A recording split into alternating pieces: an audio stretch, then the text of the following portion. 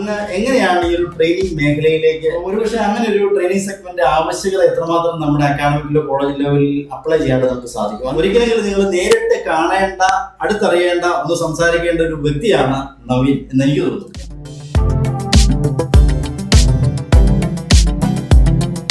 എല്ലാവർക്കും പുതിയൊരു വീഡിയോയിലേക്ക് സ്വാഗതം. ഇന്ന് എൻ്റെ കൂടെ ഉള്ളത് വളരെ ഇൻസ്പയറിംഗ് ആയിട്ടുള്ള ഒരു പേഴ്സണാലിറ്റിയാണ് നവീൻ ഇൻസ്പെക്ട്സ്. അദ്ദേഹത്തെ കുറിച്ച് പറയുകയാണെങ്കിൽ ഒരുപാട് കാര്യങ്ങളുണ്ട്, എന്നാലും ചുരുക്കിയാണെന്ന് പറയാം. അദ്ദേഹം ഒരു ബിസിനസ് കോച്ചാണ്, അതുപോലെ സെയിൽസ് കോച്ചാണ്, അതുപോലെ ട്രെയിനറാണ്. എനിക്ക് തോന്നുന്നു ഏതാണ്ട് 2500-ലധികം ട്രെയിനിങ് അദ്ദേഹം ഓൾ ഓവർ ഇന്ത്യ കണ്ടക്ട് ചെയ്ത് കഴിഞ്ഞു. നവീൻ, ഈ ഒരു സെഷനിലേക്ക് സ്വാഗതം. Thank you. നവീൻ, എനിക്ക് ആദ്യമേ ചോദിക്കാനുള്ളത്, അങ്ങ് എങ്ങനെയാണ് ഈ ഒരു ട്രെയിനിങ് മേഖലയിലേക്ക് വരുന്നത്? ശരിക്കും പറഞ്ഞാല് പഠിക്കുന്ന സമയത്ത് ഞാൻ പഠിച്ചത് CMS college higher secondary school Kottayam, അവിടെയായിരുന്നു പഠിച്ചത്. ശരി ശരി. അപ്പൊ പഠിക്കുന്ന സമയത്ത് അവിടെ ഒരിക്കലും ഓസ്ട്രേലിയയിൽ നിന്ന് ഒരാൾ വന്നിട്ടുണ്ടായിരുന്നു. അപ്പൊ ഇങ്ങനെ നമ്മള് 7ാം ക്ലാസ് പഠിക്കുക. അപ്പൊ നമ്മളിങ്ങനെ ചിന്തിക്കുന്നുണ്ട്, എന്തിനാ ഈ ഓസ്ട്രേലിയ എന്നൊക്കെ ആൾക്കാർ നമ്മുടെ നാട്ടിൽ വന്നേക്കുന്നത്, എന്താ എന്റെ കാര്യം? അപ്പൊ അദ്ദേഹം അവിടെ ഒന്ന് സംസാരിച്ചത് എന്താന്ന് ചോദിച്ചാല്, ഓസോൺ പാളിക്ക് വിള്ളൽ വീഴുന്നുണ്ട്, അതുകൊണ്ട് ആഗോളതാപനം കൂടിക്കൊണ്ടിരിക്കുകയാണ്, അപ്പൊ വെള്ളം കയറും, ഇവിടെ ഭയങ്കര ചൂടാവും. അപ്പൊ ഇതിനെ കുറിച്ചൊക്കെ അദ്ദേഹം സംസാരിച്ചു. ശരിക്കും പറഞ്ഞാൽ അദ്ദേഹം പറഞ്ഞത് ഇംഗ്ലീഷിലായതുകൊണ്ട് നമുക്കൊന്നും മനസ്സിലായില്ല. പക്ഷെ ക്ലാസ്സിൽ ചെന്നപ്പോൾ ടീച്ചറാണ് പറഞ്ഞു തന്നത്, ഇതൊക്കെയാണ് അദ്ദേഹം സംസാരിച്ചത്. പക്ഷെ ഒരു കാര്യം എന്നതോടുകൂടി മനസ്സിലായി, നമുക്കുള്ളിലൊരു ആശയം ഉണ്ടെങ്കിൽ അത് വെച്ച് നമുക്ക് ഓസ്ട്രേലിയയിൽ പോയി സംസാരിക്കാം. ഓസ്ട്രേലിയയിൽ ഇവിടെ വന്ന് സംസാരിച്ച പോലെ നമുക്ക് ഇവിടെ പോയി സംസാരിച്ചുകൂടെ? അപ്പൊ ഇങ്ങനെ പൊതുവേദികളിൽ സംസാരിക്കണം, ഒരു ആശയം കൊണ്ട് എത്തിക്കണം എന്നൊക്കെയുള്ള ഒരു എന്താ പറയുക, അതിന്റെ ഒരു ബേസിക് വിത്ത് മനസ്സിൽ പാകി എന്ന് പറയാം അദ്ദേഹത്തിന്റെ അന്നത്തെ ആ ഒരു പ്രസംഗം. തുടർന്ന് പിന്നീട് സ്കൂളിലാണെങ്കിലും പല അവസരങ്ങൾ കിട്ടിയപ്പോൾ നമ്മുടെ തന്നെ ജൂനിയർ ബാച്ചുള്ള ആളുകൾക്ക് ക്ലാസ് എടുക്കാൻ ടീച്ചേഴ്സ് ഡേ എന്ന അവസരം കിട്ടും. അങ്ങനെയുള്ള അവസരങ്ങൾ, അപ്പൊ ഈ അവസരങ്ങളൊക്കെ ഉപയോഗിച്ചുകൊണ്ട് തന്നെ എപ്പോഴൊക്കെ ക്ലാസ് എടുക്കാൻ സാധിക്കുന്നുണ്ടോ അന്നൊക്കെ ക്ലാസ് എടുക്കുന്ന ഒരു ശീലം വന്നിട്ടുണ്ട്. അതിനുശേഷം പിന്നീട് +2 വന്നു. +2 സമയത്തൊക്കെയാണ് അന്ന് നമ്മൾ എന്താ പറയുക, കൂടുതൽ ക്ലാസ്സുകൾ എന്താണ് എന്നൊക്കെ ഏകദേശം ഒരു ധാരണ ഉണ്ടാവുന്നത്. പിന്നെ LLB പഠിക്കുന്ന ഒരു സമയം വന്നപ്പോഴേക്കും ഇതൊരു മേഖലയാണ്, ഇതൊരു പ്രൊഫഷൻ ആണെന്ന് മനസ്സിലായി. ട്രെയിനിങ് എന്ന് പറയുന്ന ഒരു പ്രൊഫഷനാണ്. അതിലൂടെ നമുക്ക് നാട്ടിൽ ഒരുപാട് കാര്യങ്ങളൊക്കെ ചെയ്യാൻ പറ്റും. പല മേഖലയിലുള്ള ആൾക്കാർക്ക് ഒരു ഇൻസ്പിറേഷൻ കൊടുക്കാനാണെങ്കിലും, സ്കിൽസ് ഡെവലപ്പ് ചെയ്യാനാണെങ്കിലും, ഹാബിറ്റ്സ് ബിൽഡ് ചെയ്യാനാണെങ്കിലും, സ്ട്രാറ്റജികൾ ഉണ്ടാക്കി കൊടുക്കാനാണെങ്കിലും ഒക്കെ പറ്റുന്ന ഒരു ചെറിയ ധാരണ അന്ന് ലഭിച്ചു. പിന്നീട് ഇങ്ങനെ ചെയ്താണ് ആക്ച്വലി ഒരു ട്രെയിനർ അല്ലെങ്കിൽ ട്രെയിനിങ് എന്ന് പറയുന്ന ഈ ഒരു ഇൻഡസ്ട്രിയിലേക്ക് എത്തിച്ചേരുന്നത്.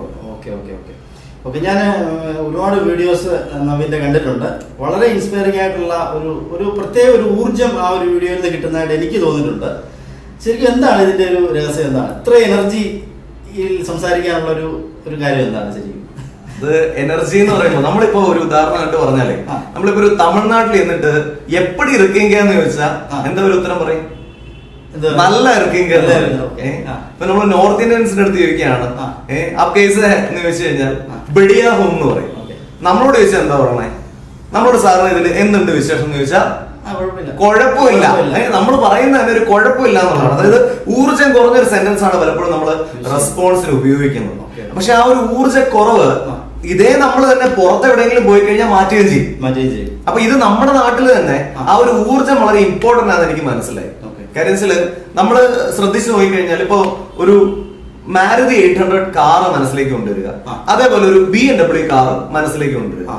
ഈ മാരുതി 800 കാറിന്റെ അകത്ത് നിറച്ച് പെട്രോൾ ഉണ്ട്, എന്നാൽ BMW കാറിൽ വേണ്ടത്ര പെട്രോൾ ഇല്ല. ആരായിരിക്കും പെട്ടെന്ന് ഓടിയെത്തുന്നത്? പക്ഷെ യഥാർത്ഥത്തിൽ ഓടാൻ കപ്പാസിറ്റി ആർക്കാണ്? അപ്പൊ എനർജി എന്ന് പറയുന്നത് ഒരു ഫ്ലോ ആണ്. അപ്പൊ നമ്മളൊരാൾ സംസാരിക്കുമ്പോഴാണെങ്കിലും അതേപോലെ നമ്മൾ എന്ത് കാര്യം ചെയ്യുമ്പോഴാണെങ്കിലും എനർജറ്റിക് ആയിട്ട് ചെയ്യുന്ന കാണുമ്പോൾ നമുക്കും ഒരു ആവേശമാണ്.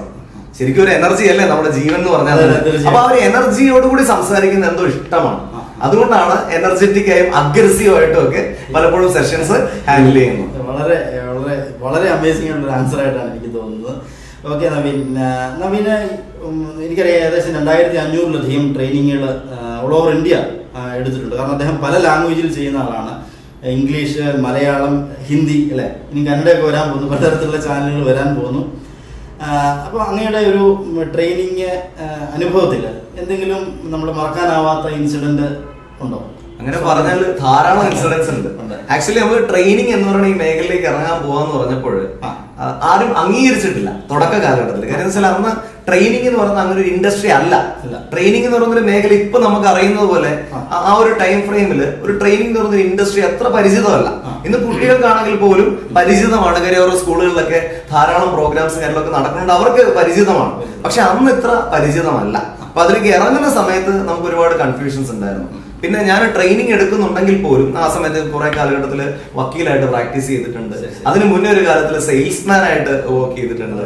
അതിനുശേഷം പിന്നീട് മഹീന്ദ്ര ഫിനാൻസിൽ വർക്ക് ചെയ്തു.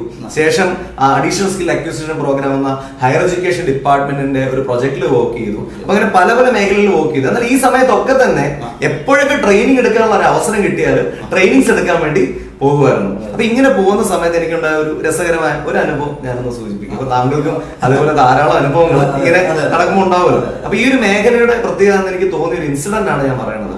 അതായത് പണ്ട് സെയിൽസിലൊക്കെ വർക്ക് ചെയ്യുന്ന ഒരു സമയമുണ്ട്. അന്ന് സെയിൽസ് ചെയ്യുന്ന സമയത്ത് ഒരു വീട്ടിൽ ചെന്ന സമയത്ത് അവിടെയുള്ള ഒരു മാഡം, ആ മാഡം വളരെ എന്നെ വിഷമിപ്പിച്ചാണ് അവിടെ നിന്ന് വിട്ടത്. സെയിൽസ് ആണെങ്കിൽ പോലും ആ സമയത്ത് സെയിൽസിനൊക്കെ അടിസ്ഥാനപരമായി നമുക്ക് നാണോമാനോ ഒന്നും പാടില്ല എന്നൊക്കെ പറയും. നാണോമാനോ ഒന്നും പാടില്ല എന്ന് പറഞ്ഞാൽ മോറലി അല്ല, നമ്മൾ അതിന് ഇറങ്ങിത്തിരിക്കുമ്പോൾ അതിൽ എന്തെങ്കിലും പറയുന്ന വിഷമം വിചാരിക്കാൻ പാടില്ല. പക്ഷെ നമ്മുടെ തുടക്ക സമയമാണ്, നമുക്ക് ഒരുപാട് വിഷമമായിപ്പോയി, ഒരുപാട് സങ്കടമായിപ്പോയി. അതൊക്കെ മറന്നു കേട്ടോ. അതൊക്കെ മറന്നു കഴിഞ്ഞിട്ട് 10-12 വർഷക്കാലത്തിന് ശേഷം ഈ പരിശീലകർക്കുള്ള പരിശീലനം എടുക്കുന്ന സമയത്ത്, ട്രെയിനേഴ്സ് ട്രെയിനിങ് എടുക്കുന്ന സമയത്ത് ഒരിക്കലും ഒരു ട്രെയിനേഴ്സ് ട്രെയിനിങ് എടുക്കുകയാണ്.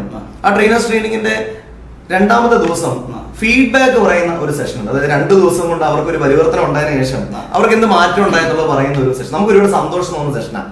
നമ്മള് ട്രെയിനേഴ്സ് പൊതുവെ സുഖപ്പീര് സെഷൻ എന്നാ പറയുന്നത്. നമ്മളെ പറ്റി കുറെ പുകഴ്ത്തി പറയും. അതിലേറെ അവർ ട്രെയിനേഴ്സ് ട്രെയിനിങ് ആയതുകൊണ്ട് തന്നെ വന്നപ്പോ സംസാരിച്ചതും പോകുമ്പോ സംസാരിക്കുന്ന നമ്മളൊരു ഊർജ്ജത്തിലാണെങ്കിലും പ്രസന്റേഷൻ രീതിയിലാണെങ്കിലും ഒക്കെ ഉള്ള മാറ്റം നമുക്കും അവിടെയുള്ള എല്ലാവർക്കും സന്തോഷം കിട്ടുന്ന ഒരു പ്രോസസ്സാണ്. അതിൽ ഫീഡ്ബാക്ക് സെഷനിൽ ഒരു മാഡം മാത്രം അവിടെ വന്ന് ആകെ സങ്കടമായിട്ട് സംസാരിക്കുക. മാഡം ലിറ്ററലി പറഞ്ഞാൽ കണ്ണ് നിറഞ്ഞാ സംസാരിക്കും. മാഡം പറഞ്ഞതെന്ന് വെച്ചാല് കുറെ വർഷങ്ങൾക്ക് മുമ്പ് ഇദ്ദേഹം എന്റെ വീട്ടിൽ വന്നിരുന്നു. അന്ന് ഞാൻ അദ്ദേഹം സെയിൽസ് ചെയ്യാൻ വന്ന സമയത്ത് ഇത്തിരി വിഷമിപ്പിച്ചാണെന്ന് വിട്ടത്. എനിക്കുന്നതിന് സങ്കടം ഉണ്ടെന്നൊക്കെ പറഞ്ഞ സിറ്റുവേഷൻ പിന്നെ നമുക്ക് രണ്ടുപേർക്കും ഒരുപാട് വിഷമം തോന്നുകയും അവസാനം ഒരു സന്തോഷത്തിൽ എത്തിച്ചേരുകയൊക്കെ ചെയ്യുന്ന ചില സിറ്റുവേഷൻസ് ഒക്കെ ട്രെയിനിങ് നമുക്ക് സമ്മാനിച്ചിട്ടുണ്ട്. അപ്പൊ അതൊക്കെ ഒരിക്കലും മറക്കാൻ പറ്റാത്ത ഈ രംഗത്തെ അനുഭവമാണ്. കാര്യം ഇതൊക്കെ ഈ രംഗത്ത് തന്നെ പിടിച്ചു നിൽക്കണം, ഈ രംഗത്ത് തന്നെ ശക്തമായി മുൻപോട്ട് പോകണം. ധാരാളം ആളുകൾക്ക് ഇനിയും ഒരുപാട് ഇൻസ്പിറേഷൻ കൊടുക്കാനും പുതിയ സ്കിൽ സെറ്റ് ഉണ്ടാക്കി കൊടുക്കാനും ഒക്കെ കഴിയും എന്നൊക്കെ ഒരു കോൺഫിഡൻസ് തന്ന ചില ഒട്ടനവധി സിറ്റുവേഷൻ ഉണ്ട്. അതിലൊരു സിറ്റുവേഷനാണ് ഞാൻ ഷെയർ ചെയ്യുന്നത്. ഓക്കെ, നവീൻ, എനിക്ക് അടുത്ത കാര്യം ചോദിക്കാനുള്ളത്, നമുക്കറിയാം ട്രെയിനിങ് ഒക്കെ ഇപ്പം ഞാൻ അറ്റൻഡ് ചെയ്യാൻ തുടങ്ങിയിട്ട് എനിക്ക് എൻ്റെ 20ാമത്തെ വയസ്സിലാണ് അറ്റൻഡ് ചെയ്യാൻ തുടങ്ങിയത്. എനിക്ക് സ്കൂൾ കാലഘട്ടങ്ങളിലോ അല്ലെങ്കിൽ കോളേജ് വിദ്യാഭ്യാസ കാലഘട്ടങ്ങളിലോ അങ്ങനെ ഒരു ട്രെയിനിങ്ങിനെ കുറിച്ചൊന്നും നോളജ് ഇല്ല. ഒരുപക്ഷെ അങ്ങനെ ഒരു ട്രെയിനിങ് സെഗ്മെന്റ് ആവശ്യകത എത്രമാത്രം നമ്മുടെ അക്കാഡമിക്കിലോ കോളേജ് ലെവലിൽ അപ്ലൈ ചെയ്യാതെ നമുക്ക് സാധിക്കും? അതിന്റെ റിസൾട്ടൊക്കെ ഒന്ന് എത്രമാത്രം വലുതായിരിക്കും എന്ന് പറയാൻ പറ്റും? അതായത് ട്രെയിനിങ്സ് എന്ന് പറയുന്നത് ശരിക്കും ഉണ്ട് കേട്ടോ, ഇല്ല എന്നല്ല, ഉണ്ട്. നമ്മൾ കാണുന്ന 2 ടൈപ്പ് ട്രെയിനിങ്സ് ആണെന്ന് മാത്രം. ഒന്ന് ടെക്നിക്കൽ ലെവൽ ട്രെയിനിങ്സ് ഉണ്ട്. ഈ ടെക്നിക്കൽ ലെവൽ ട്രെയിനിങ് സെഷൻസ് നമ്മൾ വൊക്കേഷണൽ ട്രെയിനിങ്, അതുപോലെ പോളിടെക്നിക്, ഇതൊക്കെ നമ്മൾ കണ്ടിട്ടുള്ളതാണ്. ഇങ്ങനെ ട്രെയിനിങ്സ് ഉണ്ട്. എന്നാൽ at the same time soft skill training അല്ലെങ്കിൽ ലൈഫ് സ്കിൽ ട്രെയിനിങ് എന്ന് പറയുന്ന ഒരു മേഖലയാണ് ശരിക്കും നമ്മൾ കൈകാര്യം ചെയ്യുന്നത്. അപ്പൊ ഇതിലിപ്പോ പ്രധാനമായിട്ട് ബിസിനസ് കോച്ചിങ് ചെയ്യുന്നുണ്ട്, ബിസിനസ് ട്രെയിനിങ് ചെയ്യുന്നുണ്ട്, സെയിൽസ് കോച്ചിങ്ങും സെയിൽസ് ട്രെയിനിങ്സും ചെയ്യുന്നുണ്ട്. അതേപോലെ തന്നെ ട്രെയിനേഴ്സ് ട്രെയിനിങ്ങും ഓപ്പറേറ്റ് ചെയ്യുന്നുണ്ട്, മോട്ടിവേഷണൽ സ്പീച്ചസും കൈകാര്യം ചെയ്യുന്നുണ്ട്. അപ്പൊ ഇതിൽ എന്താണ് ഈ കോച്ചിങ്ങും ട്രെയിനിങ്ങും തമ്മിലുള്ള വ്യത്യാസം എന്ന് ചോദിച്ചാൽ, കോച്ചിങ് എന്ന് പറഞ്ഞ ഒരു വ്യക്തിക്ക് ഒരു ശീലം ഉണ്ടാക്കി കൊടുക്കുന്ന പരിപാടിയാണ്. ട്രെയിനിങ് എന്ന് പറഞ്ഞ ഒരു വ്യക്തിക്ക് ഒരു നൈപുണ്യം അല്ലെങ്കിൽ സ്കിൽ ഉണ്ടാക്കി കൊടുക്കുന്ന ഒരു പരിപാടിയാണ്. മോട്ടിവേഷൻ സ്പീച്ച് എന്ന് പറഞ്ഞാൽ ആളുകൾക്ക് ഒരു ആറ്റിറ്റ്യൂഡ് ലെവലിൽ ഒരു പോസിറ്റിവിറ്റി ഉണ്ടാക്കി കൊടുക്കുന്ന ഒരു പ്രോഗ്രാമാണ്. അപ്പൊ ഇതൊക്കെ തമ്മിൽ വ്യത്യാസമുണ്ട് കേട്ടോ. എല്ലാം കോമൺ ആയി നമ്മൾ ട്രെയിനിങ് വിളിക്കുമെങ്കിലും ഇതൊക്കെ വ്യത്യസ്തമാണ്. അപ്പൊ നമ്മൾ പരിശോധിച്ചാൽ ഈ ട്രെയിനിങ്, ലൈഫ് സ്കിൽ ട്രെയിനിങ് കുട്ടികൾക്ക് അനിവാര്യമാണ്. ചില സിദ്ധാന്തങ്ങളുണ്ട്, നമ്മളെ തന്നെ സ്വയം ലിമിറ്റ് ചെയ്യുന്ന, സ്വയം പിറകോട്ട് വലിക്കുന്ന കുറെ സിദ്ധാന്തങ്ങളുണ്ട്. നമ്മൾ അറിഞ്ഞോ അറിയാതെയോ നമ്മുടെ സമൂഹത്തിൽ നിന്നും വീട്ടിൽ നിന്നും ഒക്കെ നമ്മൾ കേട്ടിരിക്കുന്ന നമ്മുടെ സിദ്ധാന്തങ്ങളുണ്ട്. ഒരു ഉദാഹരണം പറഞ്ഞാൽ കൊക്കിൽ ഒതുങ്ങുന്നതേ കൊത്താവും. കേട്ടിട്ടില്ല? എത്ര പേര് പറഞ്ഞാണ്? മിനിമം ഒരുപാട് പേര് പറഞ്ഞിട്ടുണ്ട് അല്ലെ? വീട്ടിലെപ്പോഴും പറയും. ഓക്കെ, എനിവേ സൊസൈറ്റിയിൽ നിന്നാണെങ്കിലും പല ആളുകളും പറയും. ഇനി ഒരു ജോലി സ്ഥാപനത്തിൽ പോയാൽ പോലും ചിലപ്പോൾ ഒരുപക്ഷെ നമ്മൾ കേൾക്കേണ്ടി വരും അല്ലെ? പക്ഷെ യഥാർത്ഥത്തിൽ കൊക്കിൽ ഒതുങ്ങുന്നത് കൊത്തേണ്ട ഒരു ജീവിയാണോ മനുഷ്യൻ? അല്ലല്ല. മനുഷ്യനെ സംബന്ധിച്ച് കൊക്കിൽ ഒതുങ്ങുന്ന അല്ല കൊത്തേണ്ടത്. എന്താണോ കൊത്തേണ്ടത് അതിനനുസരിച്ച് കൊക്കങ്ങ് വലുതാക്കിയാണ്. നമ്മുടെ കൊക്ക് എന്ന് പറഞ്ഞാൽ കൊക്കിന്റെ കൊക്കല്ല, നമ്മുടെ കൊക്ക് എന്ന് പറഞ്ഞാൽ ഈ തലച്ചോറാണ്. നമ്മളെ ഈ മറ്റു ജീവികളും തമ്മിൽ വേർതിരിക്കുന്ന ഈ തലച്ചോറ്, അത് കൃത്യമായ രീതിയിൽ ഉപയോഗിച്ചാൽ ഓരോ മനുഷ്യനും ഈ ഭൂമിയിൽ മഹത്തായ പലതും അവശേഷിപ്പിക്കാൻ കഴിയും. ഒരു ഒപ്പിട്ടിട്ട് പോകാൻ പറ്റും, അല്ലെങ്കിൽ ഒരു അവശേഷിപ്പ് ഈ ഭൂമിയിൽ, നമ്മൾ ഈ ഭൂമിയിൽ വന്നിട്ട് പോകുമ്പോൾ എന്തെങ്കിലും ഒരു കോൺട്രിബ്യൂഷൻ ഈ ലോകത്തിന് കൊടുത്തിട്ട് പോകാൻ കഴിയും. അപ്പൊ ഇങ്ങനെ കൊടുത്തിട്ട് പോകാൻ ഒരു മനുഷ്യന് കഴിയണമെന്നുണ്ടെങ്കിൽ കൊക്കിലൊതുങ്ങുന്നത് കൊത്താവ് മാറ്റി കൊക്ക് വലുതാക്കി കൊത്തുന്നത് പോലുള്ള 100 കണക്കിന് തെറ്റായ സിദ്ധാന്തം പഠിപ്പിച്ചതിനെ തിരിച്ചു പഠിപ്പിക്കണം. അപ്പൊ അതൊക്കെയാണ് ഒരു ട്രെയിനിങ് എന്ന് പറയുമ്പോൾ ആറ്റിറ്റ്യൂഡ് ലെവലിൽ കുഞ്ഞുങ്ങൾക്ക് ഉണ്ടാക്കി കൊടുക്കുന്ന ഒരു മാറ്റം എന്ന് പറയുന്നത്. അപ്പോൾ തീർച്ചയായും ഇപ്പോൾ കരിയർ ഗൈഡൻസ് ആൻഡ് സൗഹൃദ പോലുള്ള സ്ഥാപനങ്ങൾ, അതുപോലെ തന്നെ ഈ NSS നാഷണൽ സർവീസ് സ്കീമിന്റെ പല പ്രോസസ്സുകൾ, അതുപോലെ NCCയിലുള്ള ഡിസിപ്ലിൻ എന്ന് പറയുന്നതിന്റെ ഒരു ട്രെയിനിങ് പ്രോസസ് ആണെങ്കിലും അങ്ങനെ ധാരാളം ASAP additional skill acquisition programme English പഠിപ്പിക്കുന്നതിനോടൊപ്പം തന്നെ ഏതാണ്ട് 10ഓളം വരുന്ന ലൈഫ് സ്കിൽസ് അവരെ കൊടുക്കുന്നുണ്ട്. കൂടാണ്ട് നൈപുണ്യത്തിലും പരിശീലനം കൊടുക്കുന്നുണ്ട്. അപ്പൊ ഇത്തരത്തിലുള്ള പല സംവിധാനങ്ങളും നിലവിലുണ്ട്. ഇത് ഓരോ സംവിധാനങ്ങളും വളരെ ഇമ്പോർട്ടന്റ് ആണ്. നമ്മൾ കുട്ടികളുടെ മനസ്സിൽ ഉള്ള ലിമിറ്റിംഗ് ബിലീഫ്, സമൂഹവും നമ്മുടെ സംസ്കാരവും കൊടുത്തിരിക്കുന്ന ലിമിറ്റിംഗ് ബിലീഫ്, അതിനെ തച്ചുടയ്ക്കാൻ കഴിയുന്ന ഒരു ട്രെയിനിങ് വ്യവസ്ഥ ഇവിടെ വന്നാൽ നമ്മുടെ ഇവിടെയുള്ള ആളുകളൊക്കെ നമ്മളെ ഞെട്ടിപ്പിക്കുന്ന പ്രകടനത്തിലേക്ക് വരും. അത് ഉറപ്പാണ്. അതുകൊണ്ട് തന്നെ സ്കൂൾ ലെവലിലും കോളേജ് ലെവലിലും ഒക്കെ അനിവാര്യമാണ് ഇതേപോലുള്ള ട്രെയിനിങ് പ്രോഗ്രാംസ്. എനിക്ക് അടുത്തൊരു സംശയം, ഒരു ക്വസ്റ്റ്യൻ ചോദിക്കാനുള്ളത്. അപ്പോൾ നവീന് ഒരുപാട് സെഗ്മെന്റിൽ ട്രെയിൻ ചെയ്യാറുണ്ട് അല്ലേ? ബിസിനസ് കോച്ചിങ് ചെയ്യാറുണ്ട്, അതുപോലെ സെയിൽസ് കോച്ചിങ് ചെയ്യാറുണ്ട്, അതുപോലെ ട്രെയിനേഴ്സിനെ ട്രെയിൻ ചെയ്യാറുണ്ട്. ശരിക്കും അപ്പോൾ നമുക്ക് കൺസിസ്റ്റന്റ് ആയിട്ട് ട്രെയിനിങ് കൊടുക്കേണ്ടതിന്റെ ആവശ്യമുണ്ടോ? ഫോർ എക്സാമ്പിൾ, ഇപ്പം ഞാനൊരു അങ്ങനെ ഒരു ലൈഫ് സ്കിൽ ട്രെയിനിങ് അറ്റൻഡ് ചെയ്തു. അപ്പോൾ ഞാൻ വർഷത്തിൽ ഇത്ര എണ്ണം അറ്റൻഡ് ചെയ്യണം, അല്ലെങ്കിൽ ഇത്ര വർഷം കൂടുമ്പോൾ ഇത്ര എണ്ണം അറ്റൻഡ് ചെയ്യണം, അങ്ങനെ എന്തെങ്കിലും ഒരു പറയാൻ പറ്റുമോ? ഇതിപ്പോ ഡിപ്പെൻസ് ആണ്. ഇപ്പൊ മോട്ടിവേഷൻ എടുത്തു കഴിഞ്ഞു കഴിഞ്ഞാല് ഇപ്പൊ താങ്കൾ എന്നും കുളിക്കാറുണ്ടോ? എന്നും കുളിക്കണത് ക്ലീൻ ചെയ്യാൻ വേണ്ടി. അതേപോലെ നമ്മുടെ മനസ്സിലുള്ള ഒരു ക്ലീനിങ് ആണ് മോട്ടിവേഷൻ എന്ന് പറയുന്നത്. ഇപ്പൊ നമ്മുടെ യൂട്യൂബ് ചാനലിലാണെങ്കിൽ പോലും 420ഓളം വീഡിയോസ് ഉണ്ട്. ഇതിൽ ഓരോ ദിവസവും ഓരോ വീഡിയോ എല്ലാ ദിവസവും രാവിലെ കേൾക്കുന്നത് നല്ലതാണ്.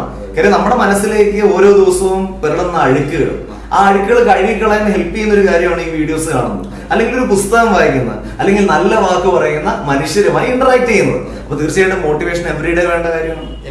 ഇനി ഒരു സ്കിൽ എടുത്തു കഴിഞ്ഞാലോ, സ്കില്ല് പഴയ കാലഘട്ടം ഡിമാൻഡ് ചെയ്യുന്ന സ്കില്ലാണോ ഇന്ന് ഡിമാൻഡ് ചെയ്യുന്നത്?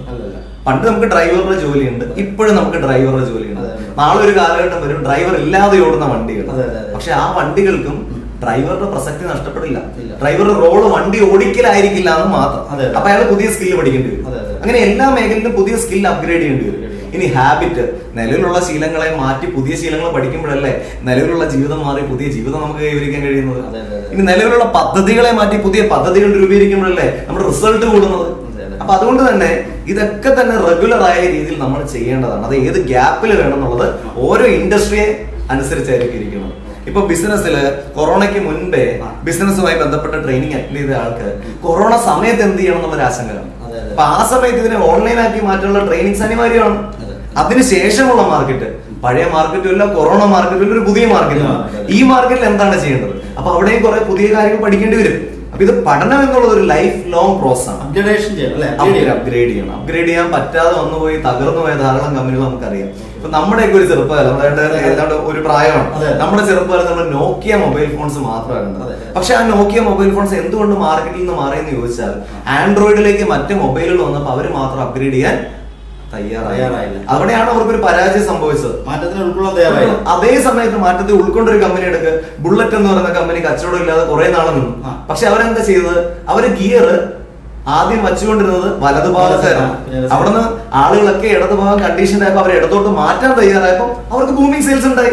അപ്പൊ അപ്ഗ്രഡേഷനും അപ്ഡേഷനും മനുഷ്യനെ സംബന്ധിച്ചാണെങ്കിലും ഒരു കമ്പനിയെ സംബന്ധിച്ചിട്ടാണെങ്കിലും ഒക്കെ സംഭവിക്കേണ്ട ഒരു കാര്യം തന്നെയാണ്. അതുകൊണ്ട് ട്രെയിനിങ്സ്, കോച്ചിങ്സ് അതൊക്കെ റെഗുലർ ആയി തന്നെ അറ്റൻഡ് ചെയ്യുന്നത് ഗുണകരമാണ്.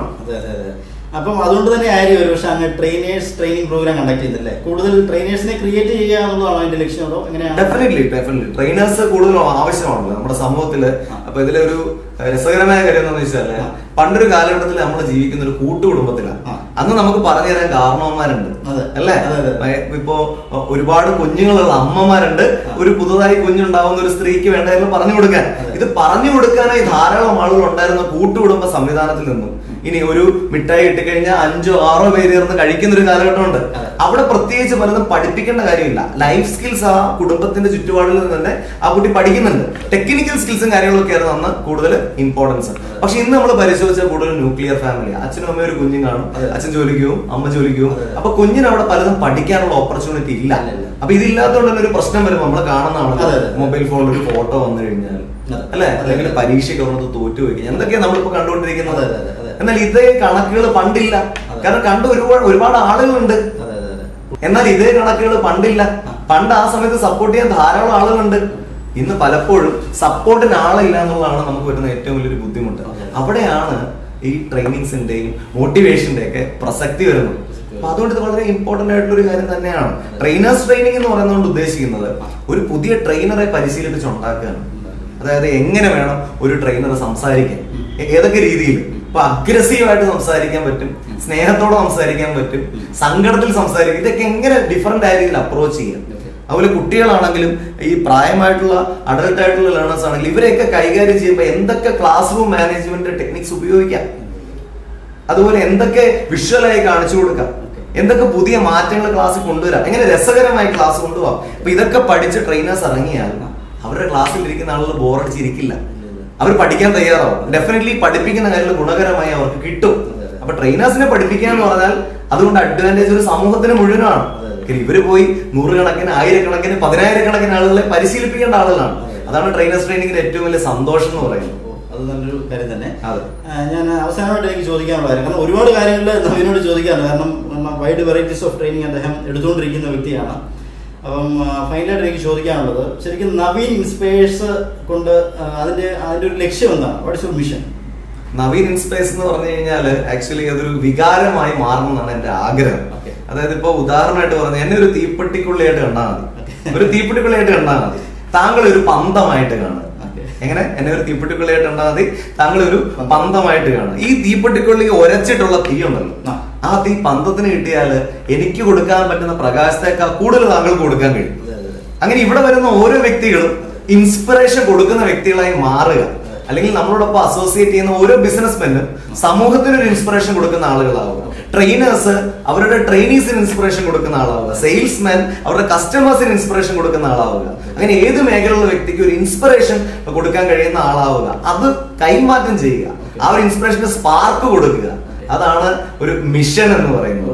അതുകൊണ്ട് തന്നെയാണ് ഇൻസ്പയേഴ്സ് അല്ലേ, നവീൻ ഇൻസ്പയേഴ്സ് എന്നുള്ളൊരു. അതെ, ഡെഫിനറ്റ്ലി.